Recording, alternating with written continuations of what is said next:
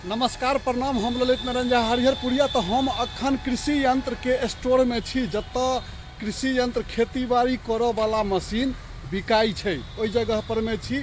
आ हम किछु अपना आप के नहीं बुझाबऽ चाहे छी कि हम एहन छी। हम अहाँ के मोन पराबऽ चाहे छी, याद कराबऽ चाहे छी, बुझाबऽ चाहे छी जे कि आइ काल्हि के युग जे छै से हवे छै से अपन तेजी रफ्तार पकड़ने छै। तो ओई रफ्तार में तो छैहे हर बरद से खेती होइ छलैया, जे कि 8 कट्ठा 10 कट्ठा खेत करऽ में बरद लऽ कऽ भरि भरि दिन बीत जाइ छलैया।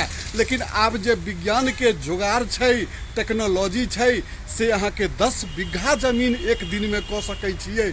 जे 3 महीना के सीजन होइ छलैया से अहाँ के 1 महीना में जेना बुझाइ छै बीत जाइ छै। अनटाइमली सब किछु होइत रहै छै, कोनो समय से किछु नहीं भऽ रहल छै। तो ओई समय के पकड़ऽ के लेल जे से रफ्तार चाही ने, तेजी चाही, अपना आप में बदलाव चाही। सब मशीन सब छै, खेती बाड़ी किसान के सुविधा के लेल छै, सब चीज छै। या ट्रैक्टर छै, ट्रैक्टर में बहुत तरह के यंत्र लगै छै, जे कि अहाँ के असंभव काज जे छै, जे नहीं सोच सकै छियै हम 1 महीना में एते काज करब, लेकिन वो 15 दिन में पूरा कऽ दै छै। तो एहन विज्ञान के योगदान छै कृषि। बस बात के बूझऽ के छै आ समय के संगे चलऽ के छै।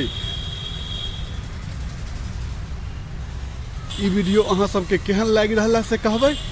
जय मिथिला, जय मैथिली, जय भारत माता। सब गोटे आनंद रहू, कुशल रहू, निरोगी रहू।